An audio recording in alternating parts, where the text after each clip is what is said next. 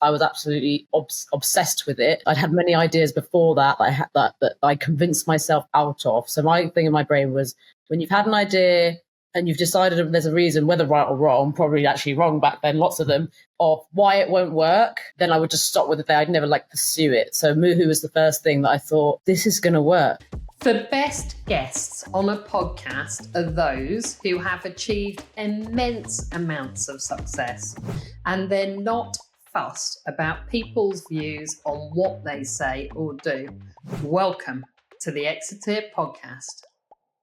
Hi, morning, Sally. Absolutely delighted, mate, to have you on the podcast today. So I'm joined by Sally Wynter. And Sally previously has built and sold a business called Muhu over a really short period of time, and is an exited founder, and is going to share a little bit about her journey. So, Sally, welcome. Please give us a bit of an intro. Well, thank you very much for having me on. So an intro, so much to unpick. So as you mentioned, I started sort of fastly scaled and then sold my CBD gin brand, which was called Muhu.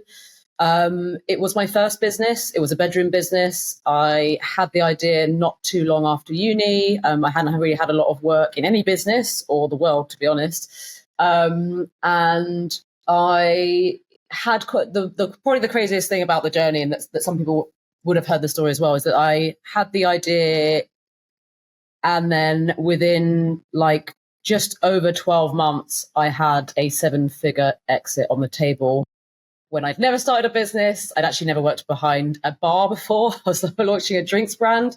And so by the time the product was in hand, late 2019, I had two acquisition offers within 5 months, which is extra wild given that I was a one-person, one-woman band running the entire business on my own with absolutely no credentials. And I hadn't actually even heard of an exit when I got my first acquisition offer. So it wasn't not the most normal of journeys, to be fair. I absolutely fucking love your story, because it isn't the most normal, but what is normal? But I think that kind of... I often wonder, is it that overriding ambition, or is it the naivety of understanding the stuff that you're trying to do that, forces us or, motivates us to push on to that extent? So from concept to sale was seven months, is that right? So it was from concept to launch of the brand, the product. That was about 9-10 months. I had my first acquisition offer about a month and a half after that launch. And then I had the one that I went with a couple of months later. So it was all very, very quick. Yeah. And no budget, no investment, sole shareholder, no investors. Everything, to be honest, was very new. I was pretty much, as you say, naive with, to be honest, an ambition that I kind of don't really understand where it was from. Because I was not going into it with I can do this. I have all the confidence. I didn't grow up with anyone being you can do anything that you want to do. You can be anything that you want to be. All that confidence was not something that I had. But I did just have this niggling.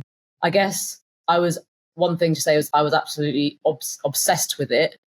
And I'd had many ideas before that that I convinced myself out of. So my thing in my brain was, when you've had an idea and you've decided there's a reason, whether right or wrong, probably actually wrong back then, lots of them, of why it won't work, then I would just stop with it there. I'd never pursue it. So Muhu was the first thing that I thought, this is going to work. There's something in this. My entire business plan was pretty much the vision of what the product would be, the idea that because it was CBD and it was the world's first CBD with gin, and journalists love writing about gin and people like talking about the gin, and gin was a big thing. And CBD was this huge thing that I could tell was exploding, that everyone was like, my grandma's using CBD for her joint pain, and my sister's using it for sleep, and this athlete person is using it. Everyone had a story. And I thought, if I can just combine something novel early, because I was so early in the CBD trend as well, then I was like, people will write about it and I'll get publicity, and then retailers will line up and buy the product, and then somehow I'll be successful. That was pretty much it. I absolutely love that in way of that kind of energy and drive, and I think it's interesting because I've spoken to I don't know thousands of founders over the years, and we tend to fall into a couple of different camps: those that are brilliant ideas people, and those that execute. And very rarely do you see both in one person. I'm not an ideas person, not at all, not by any stretch. But what I am good at is that next stage. I'm brilliant at that execution. And I'd say the only stage that matters, kind of like, obviously ideas are important and conviction, like something will work. And I have had that before. People say to me, like, how do you just know? Like, but when I know, like, I do have that intuition. But obviously, without the ability or the drive or the confidence to actually execute, that's kind of pointless. And when you just said that there, you took me back to back in a small office that I was working at on one of my basically first jobs after graduating. And that was in a small production house. And it was me, one assistant, and the guy that owned the company. And it was during that experience of seeing this guy run the company, good lifestyle business, leading a very comfortable life from the turnover, etc. Obviously minimal staff. I thought that's what kind of opened my mind as someone that hadn't grown up around people that owned businesses, people that were in good careers. I was like, oh, okay, this is interesting. This guy's making quite a lot of money. And then it started to get me going with ideas. Like, we were hiring locations out and we were hiring actors or extras for certain film shoots. So I was like, well, could I do one of those businesses, etc. And it got my brain ticking. And so I would come into work, like, I've had this idea for a casting company and this is what I'm going to call it. Back when, like, you're more of a baby, you're obsessing over the things like how it will look and what the name will be and stuff. And my colleague, the other assistant in the business, was like, Sally, you really remind me of someone, my cousin, and he's always coming up with ideas and never does anything with any of them. It's like, I was like, oh my God, is that what I am? Just someone that just comes up with ideas and does fuck all. Like that. Moments like that for me are real. Like, I remember it to this day because I was like, I have that thing inside me. It's like, oh my God, I need to prove this wrong. Like, I'm faced with almost like a failure. And I'm like, it's so motivating for me. And I think like that's a big personality like split. Either you're someone that gets beaten down by that, or you're someone that uses it as fuel for the fire. And I guess I must be sitting in that latter camp. I can totally empathise with that, because if I go back to building the second business was a completely different business. It was a recruitment company when I jumped in, and I pitched the lad who was running it and said, give us 50%.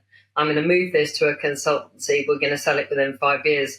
And I had no experience of doing that. I'd not done it before. I'd built a consultancy, but what I hadn't done is take a recruitment company, but I just fucking knew it was going to happen, and that, I think, for me personally, I take that skill, belief, ambition, drive, over anything else, because unequivocally, whatever it takes to do it, you're going to do it. I reflect now more around, I could have been nicer to myself, learning some skills along the way.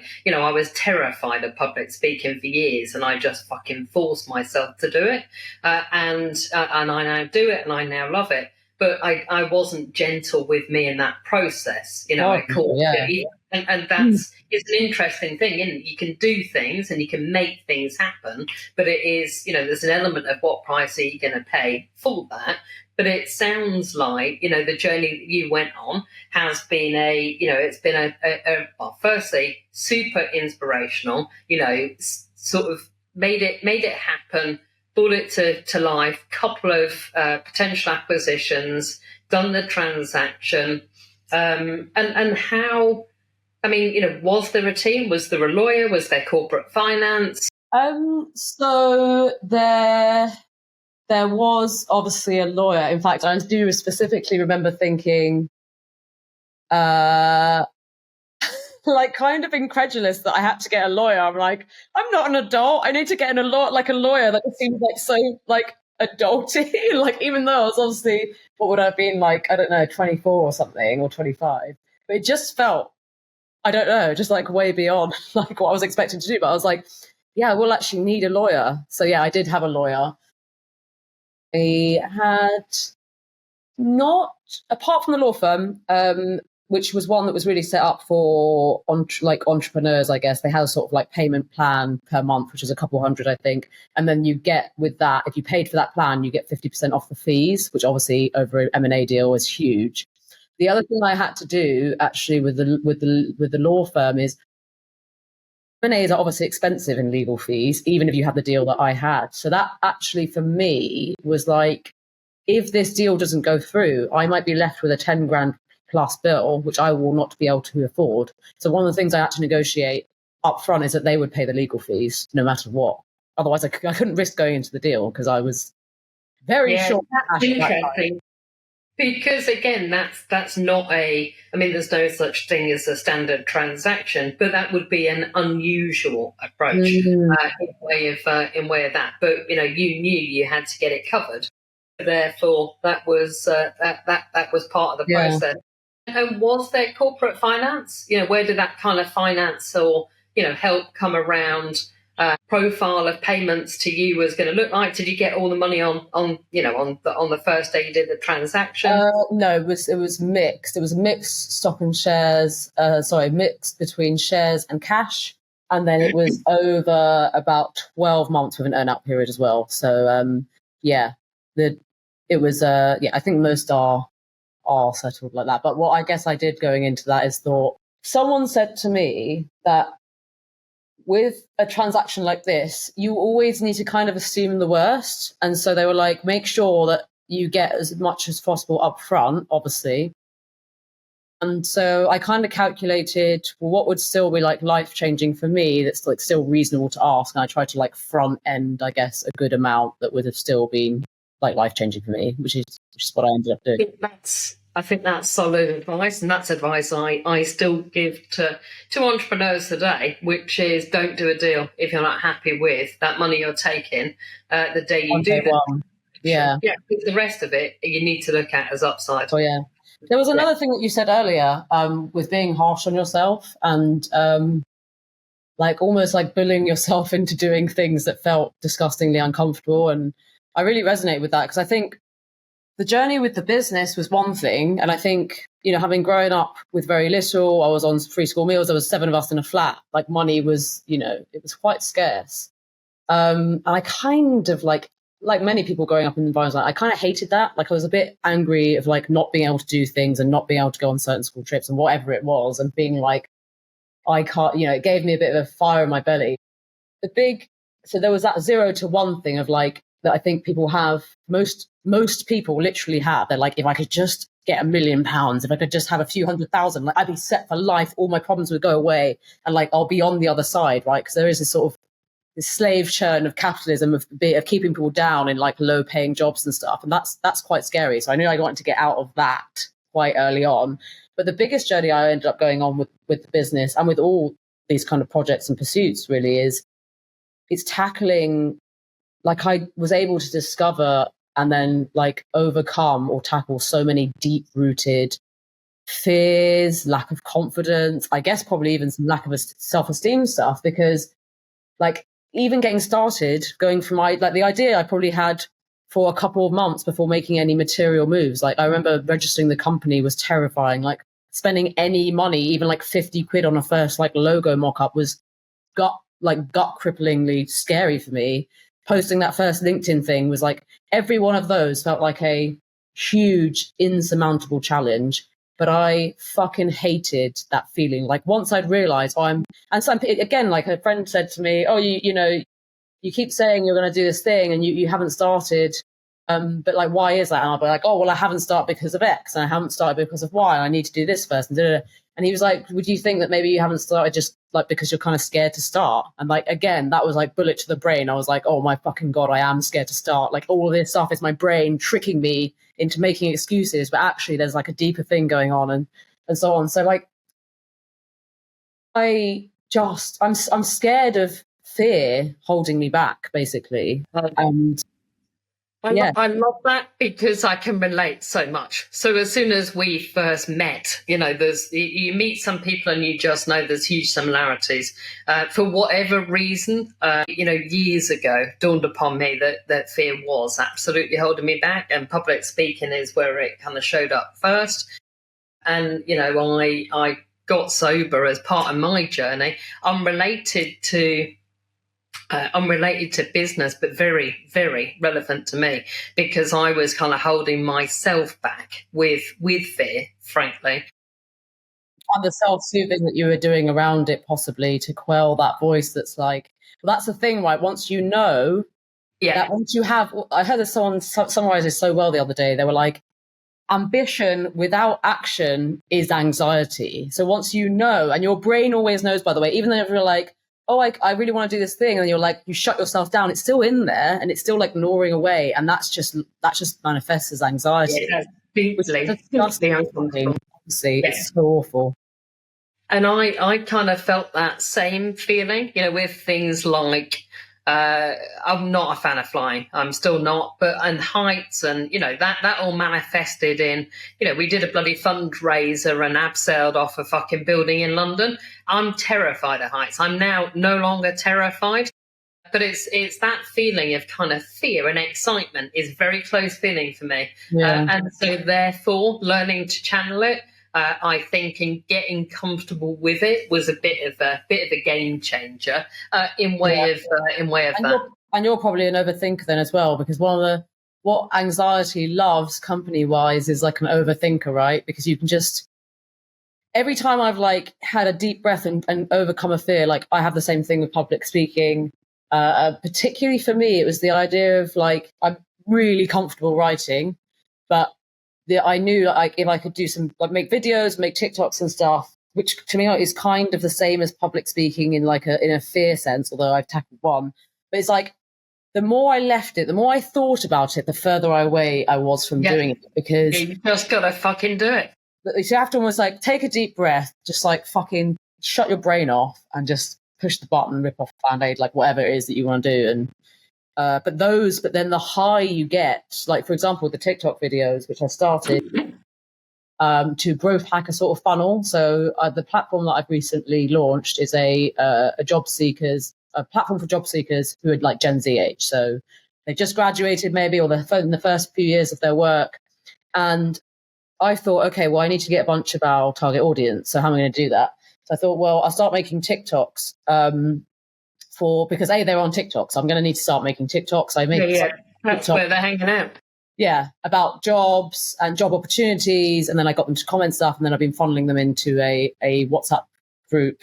And then when we launched a few days ago, I was able to be like, hey, people who have already got lots of value from us and support, here's a platform that we've built, you know, with you in mind. It allowed us to use a test. It allowed us to even just check, like, does this copy make sense to you? Is the messaging on point? So that was really powerful, but it was on the other side of something that was just disgustingly just inconceivable for me. Like it was just, and I knew I needed to do it. So it's like, as soon as I did it, yes, of course, there was all the benefits of blah, blah, blah, blah, blah with like the business and getting a warmed up community and stuff. And that was awesome. But to be honest, it just unlocked something in my brain where, because I didn't have this thing holding me back internally, like deeper in my brain, everything else just started to fall into place. Everything else got easier. Yep. I can totally relate. At some point, I need to have a play with TikTok. I've got the fear of God in me, though, with an addictive personality about adding yet another bloody social media platform to my repertoire. It's interesting because I do think once we learn how to channel and accept that of ourselves, we're dangerous in a very positive way. But what even is it about public speaking and the video stuff? I think it's a deep, deep fear of like looking stupid or not being enough, or like, and I think that's one thing I learned a lot is that I didn't think I was enough, like, and going through that business, but actually particularly the exit was like the first time in my life, like I had hundreds, if not over 1,000 people reaching out to me who were like so happy and proud of me. And that was very emotional because, you know, I don't kind of have that structure where I have people necessarily, or had people growing up. I was like, I did a thing and they were like, oh my God, amazing. Do you know what I mean? So like I had to go on a journey to be enough for myself, but the exit and the, not just the status, I guess, but the love that poured out from strangers and that validation was very, very powerful for me. It's interesting, the validation bit, and it's something that I need to, and I do watch with me from an external perspective. You know, any addictive personality loves a bit of social media. This one certainly does, and I know that of me. So it's like, you know, but who doesn't, right? Like who isn't going to get that dopamine hit of like, yeah, true.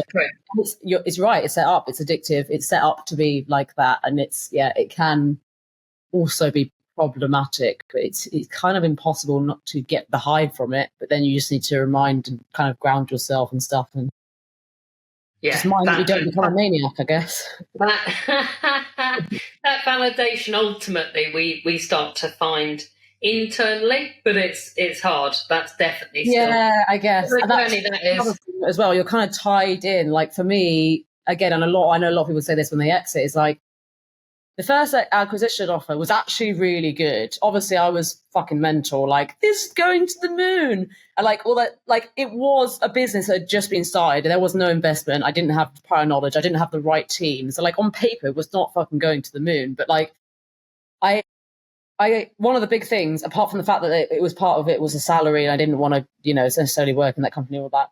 Part of it was that thing that like, I'd gone on such a big journey with this brand, this business, my baby, that like it was part of my identity. And the idea of like tearing those two apart, as I'm sure loads of people say, it's quite difficult to reconcile in your brain. And I remember distinctly actually someone, like a person that was sort of floating around, who was an accountant, who offered to give some advice around the time when I had the offer, and was like looking to maybe accept or maybe like continue or not continue kind of thing in terms of going ahead with it. And I had all these reservations about selling it and about separating it. And he just was like, well, you can cry all the way to the bank, because like sometimes you just need someone to like ground you and be like, you don't, because I honestly had lost probably a big perspective. Like it's almost crazy to have as little as I did in the bank account, not being on a salary for months, and then kind of like crazy to have been turning down that initial offer that was worth a few $100K, because at my age that was still crazy. Like, so it's kind of admirable and dumb at the same time. Obviously it worked out really well for me, but I've heard stories of it not working out for others, like, getting offered 50 million for a business or 100 million. They wanted double, and then I don't know, months later the company was dissolved. So I've definitely heard of it going wrong as well. But there's a really good exercise we do with founders, actually, probably 3 to 5 years before they sell, which is, get an envelope, write a number in it, stick it somewhere safe, and when the time comes, open that thing up and have a look. Because what happens is people get greedy, and that number that was going to be life-changing, that was going to be everything you've ever wanted in your fucking life, suddenly becomes, let's triple that and the rest. And it's like, hold up a minute, why has that suddenly changed? But again, that's the world that we're in, where everything is bigger, better. Do you know what I mean? Yeah. Do you know what? This is great. This is so interesting to speak about, though, because when you say like this is the world, like, this world that I'm in or have been in for a few years now was absolutely fucking mental when I came in. Like, I still remember going to raise, so at the end of the year, actually after that first acquisition offer, which I turned down, I realized, I burnt out. I had a horrible period of burnout, unsurprisingly, because I was walking around London for 10 hours a day with a backpack full of gin, answering queries from like D2C orders on my website, and then trying to do new formulations and, doing logistics with the distillery, and then trying to doing it all basically on my own. And I went to fundraise for the first time, therefore, late in December 2019. And I'd never fundraised before, didn't really know anything about it, as demonstrated well by one of the first investor meets I had, where he was like, so how are you going to spend the money? And I was like, marketing, stock, just like some money to like run the business. But I remember asking, peers, other founders who were at a similar stage, like, how much? Well, how do I value it? And they were like, £1 million, minimum £1 million, because you want to keep X amount of equity and when you do more rounds. And there's someone that like came up, like when I was a kid in my household, people didn't have money, right? So like 20 quid was a lot of money. If you said someone had 100 grand, I'd be like, oh my God, they must be like one of the richest people in the country. Like, I didn't have this mentality. So when someone said, value at £1,000,000, I like almost just like laughed. Like I had to, it seemed so ludicrous to me to put a valuation on a business that I like that early, I guess, or whatever it was, that like, I just thought it was mental. Like I had to like practice in the mirror saying, worth £1,000,000. The valuation's £1,000,000. And I ended up selling for more than that, which is wild. But like, it is just a different world. Like, it's a different world, and it opens up your horizon. So maybe I would have thought, oh, I'll be set for life with a few £100,000, which by the way is still true. But then you bump into people who are like making 5 million or 10 million. And especially in London, I think like the bar always goes up and up and up. And that's quite dangerous. What are you even chasing, you know? That's the bit. But I think the circle and the community, you know, you surround yourself with other entrepreneurs, and suddenly, you know, the chase and the gains and the business, it all gets bigger. And it all gets possible as well. That's so important, because that's one of the things. After that guy said, oh, you're someone that doesn't do so-and-so, I thought, I need to like find people who are like me, and I need to like make things happen. So I knew that was in finding other people. And it was like a month later that I saw an Evening Standard event for like founders of the future, like school leavers and stuff. And I went to that actually at the Roundhouse in Camden, where I was a couple of weeks ago for the Seed Legals Awards. And as soon as I got there, I found like my people, and I was like, oh my God, these are people my age, but like, I'm not the weird one here being like obsessed with ideas and not sleeping. Like, and they're like doing stuff at Google's hub, and they're doing all these things that I never knew I could do, like growing up. So that like just opened up my brain. And it was such a like fucking validating moment, because it was the first time I didn't feel like alone and isolated. And who you surround yourself with is so important. Like I heard someone say the other week that if you put someone in a village of millionaires, they will almost statistically become a millionaire themselves, because it's like, it's who you're surrounded yourself with. And this is very true of families as well, because I used to think there's that whole thing of like, you grew up rich or you grew up poor, but that's actually not the question at all. It's if you grew up poor, it's not about the money that had to be stretched, at least in like places like the UK and so on, and Europe and so on and so forth. Obviously growing up in some other parts of the world, poor is a very different fucking proposition. But the thing is, you're probably growing up with parents, therefore, who haven't understood what it is to be successful. Like they haven't cracked the code, and they themselves may have even not fulfilled their potential. So when you are in and around, not just your family friends, neighbors, your siblings' friends, like they probably typically come from an ecosystem where they also haven't worked out to crack the code. They haven't got success. They don't know what corporate is. They don't know people who've owned businesses and done well for themselves. And so it's like they can't give you that knowledge. And even more so when you say, oh, I've got an idea to go out and do something that seems really fucking out there, that person's going to project their insecurity onto you, and they're going to be like, oh, they're scared for you. So they're like, don't, careful. They'll only give you like negative.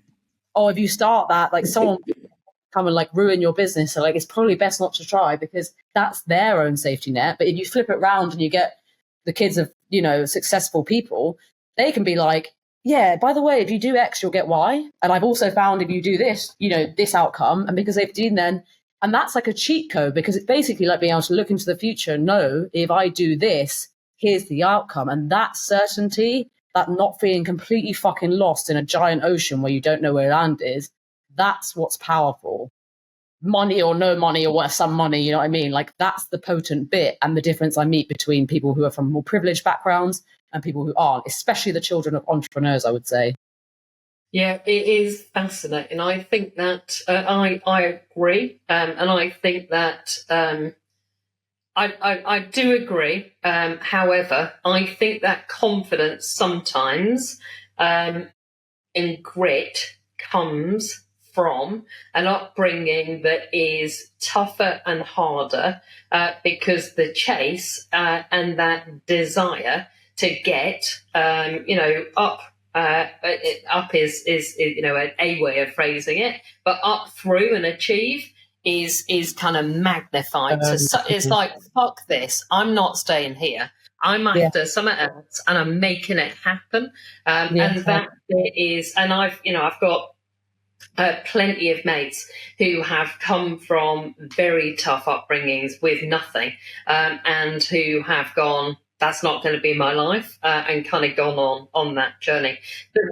100%. And I've met actually, this is really interesting because I've met lots of people who are at the reverse end, and like I wouldn't change the grit, the difficulties that I had really growing up, because as you say, it is drive. And I've met people at the other end who's like, they will inherit their parents' business, they're really wealthy, and they are chronically just going from thing to thing, unable to commit, no motivation, miserable, substance abuse, because like and they also can't form their own identity because they're just in the shadow of, a parent. And so there's probably something in the mid ground, because what I had is this bizarre, nonsensical, small thing inside me from a young age where I was like, I feel like I have some small potential that's maybe a bit unmet. For not a lot of reasons. So like that got me through. But then the confidence to be like, I could do something was so far out of my reach. And like, that was such a challenge to come from such a low confidence place. Like, for example, when I went to that first event and I applied for a competition off the back of the speaker leaflet, and I actually ended up getting, again, a really, really key moment for me was like I got 4 hours of mentoring with a guy called Brent Hoberman, who's the founder of lastminute.com, made.com, and a bunch of other incubators and other businesses. So like crazy stuff to have right at the beginning when you're kind of like a baby and you've got your first idea and stuff. But he was really great, and we had the session and and then like he was like, let me put you in touch with some people, and he did. And I felt, I need to like reply to this email, but I should have a pitch deck, and I don't have a pitch deck. So like I went away to make a pitch deck, but then I didn't have the confidence to do it. And then a week passed and I was like, it's too late. So I just couldn't reply. And like, that's the level of low confidence I had, like not even be able to take the hand up that someone was trying to give me. And that's why I'm always quite empathetic in understanding people that come from that kind of low confidence, because I actually also had a guy that said, you didn't reply something to do with investment. I think a friend, someone in my network had shared with him, hey, this is Sally, I'm introing you, and here's her deck or whatever. And I hadn't initially replied. And then the guy that introduced said, that was a test. And because you didn't reply within a certain amount of time or whatever, like that was the test and you failed, apparently, according to him. And so it's like, I felt really screwed over by how fucking low my confidence was. And that was it was hard. It was hard to work through. I mean, it's still, still something I'm working on today, despite everything.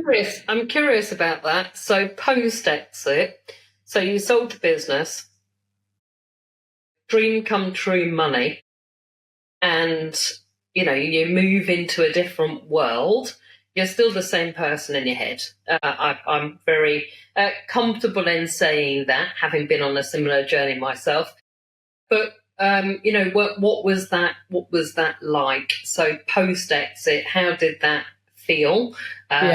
You talked a bit about identity, but I'm curious to just tap into that for a minute or two. Yeah. So well, I'll zoom back very slightly just to say that there was a period, obviously, between agreeing the heads of the terms and then the actual closing. And for me, that was about 6 months. And that period was one of the most horrible, hardest periods, because actually all of this was happening during COVID.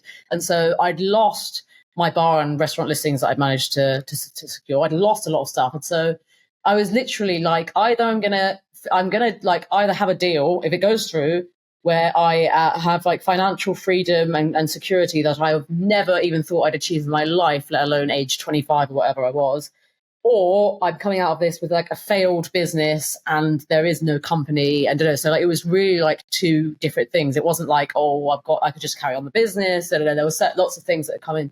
And so that was a head fuck, because I kept having to stop myself, which I was pretty good at, to be fair. But every now and then I'd look at my dream house or whatever on Rightmove, and then I'd be like, no, like stop, because it was so easy to get in the mindset of that daydream of like what your life will be. And it's so dangerous, because I knew if I got myself too much into that like the failure or the non-going through the deal would absolutely like kill me. And I don't know what, but I knew it'd be incredibly damaging. So I had to fight that off. When I actually exited, it's weird because you can't actually process it for a long time. So like you see the money hit the bank and stuff. And first of all, the lawyers told you it's closed, and then it was over a weekend. So I didn't actually see the money hit the bank for a few days. So that was like, couldn't really like fathom and reconcile whether that would actually happened. And then after that, like it just doesn't sink in. You don't really do anything. I didn't have some big celebration or anything. I actually felt quite numb to it for a while. And then it was hard to start spending money as if I had the money. Like someone was like, you should spend at least 10 grand to like teach your brain that this is what success looks like and to have that stuff. And I mean, I can't tell you how much I was like a scrimper and saver. You know, I would get a £1 sandwich out if I absolutely had to buy food on these like 10-hour days. If I had to get coffee or other sustenance, I get like a bitter filter coffee from Pret, and I didn't even I didn't like it. It was tasted gross, but I'd buy it because it was £1. And everything was like scrimping and saving. For example, I'd never paid for a taxi, I think, before I exited. So I started paying for taxis and stuff everywhere. Well, I was like, oh, taxi, fancy, just call a cab here, there, and everywhere. And then I was like, I kind of just like walking places, to be honest. It was that weird thing of like not knowing how you're supposed to feel and all of that. And then the other weird thing about my exit was it was so like, so what was weird is I had the earn out period, which was all best bit of 2 years, where I couldn't talk or tell anyone really about the exit and it wasn't public and stuff.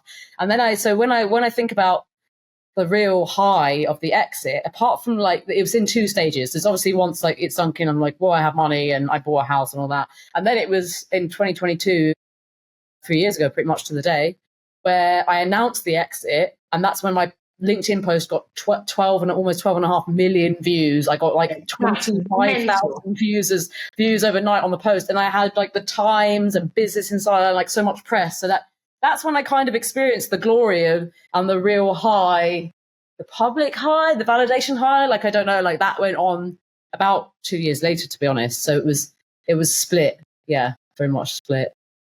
And you've talked a little bit about the new business that you've just launched. What's the plan now from a business and a personal perspective? Well, I think I always, from daydreaming day one, I wanted to do something with impact. So the gin thing was great, but I was always like, I'm not really having an impact here. But it was like a 0 to 1 thing for me, but I always wanted to be an impact. So it's the idea, that the passion behind the kind of practical platform, I guess, is that I just know that, like, having gone through it myself, that I didn't have all this valuable knowledge of like, that's explained usually by like a parent or a family friend, just in those kind of circles, you know, where they're like, here's what you should do. Here's how you earn the good money. Here's how you turn up and shake someone's hand in an interview. And this is what you should say. This is what you ask. This is how you hold yourself, you know, all of that confidence and that know-how, and basically what I call now like family secrets. And so I wanted to level the playing field a bit because there's so much talent out there, so much talent. And statistically, I should have been someone that didn't make anything of myself without having that kind of structure. And so I wanted to make something where people could have that really good, like, here's what you could be kind of interaction. And AI has made that possible. So we've got an AI, career obsessed AI, where we've trained it on lots of different books and speakers and all sorts of other materials. And you can have a really, really good conversation to explore anything that's out there, even if you're like, I have no idea. Like, I'm kind of creative. Like, what roles could I do? What is marketing? Here's all the different things. And you can look at salaries and you can have a chat. So it's a really good spot. But on that journey of wanting to make something inspiring, we realized quite quickly that, that without the means to get the job, so the actual jobs themselves and the CV tool, because if you don't tailor your CV to each application, have a bespoke cover letter, all of those practical things, you're not going to get the job. So we ended up building it. So it's got all those kind of tools and stuff. It stops you from having to, like, job boards and stuff. They're all super antiquated. So there's no search involved. The matches come to you. There's a whole dynamic experience where Hunch, the platform's called askhunch.com. It knows what you're doing. It knows when you're looking at a job. It can have a conversation with you about it. It's taking you through. It knows when you're, looking at a job, so it will tailor your CV for you. So it's very, very dynamic in a world which is super antiquated. So really excited, hoping to get a few thousand users and then do a seed raise in a month or two's time. But yeah, it's exciting, and obviously with any launch is pretty terrifying as well. I have every confidence, mate, that it's going to go well. And if people want to reach out and have a chat with you or understand a bit more about Hunch, where do they go to? So so the website is askhunch.com. You can reach out to me on LinkedIn, or they can also email me at hello@sallywynter.com. Brilliant. And final question. So if you were giving some advice to an aspiring entrepreneur, what would you say? That showing up is everything. So basically, the people that make it in life aren't necessarily the smartest or the ideas people. You don't have to be a genius. I've seen so many people do so well by just showing up, turning up, taking opportunities. The most basic thing people do is like, and I've done it myself, so I'm not like hating, but you've got to take every opportunity and network the hell out of everything you do. Like speak to people, ask questions, be vulnerable, say, like put yourself out there. If I didn't do that, I wouldn't be where I am today. I really, really appreciate you taking the time. You, whether you know it or not, you are incredibly inspiring. So thank you very much. Really appreciate your time today. Thanks, Rach. You too.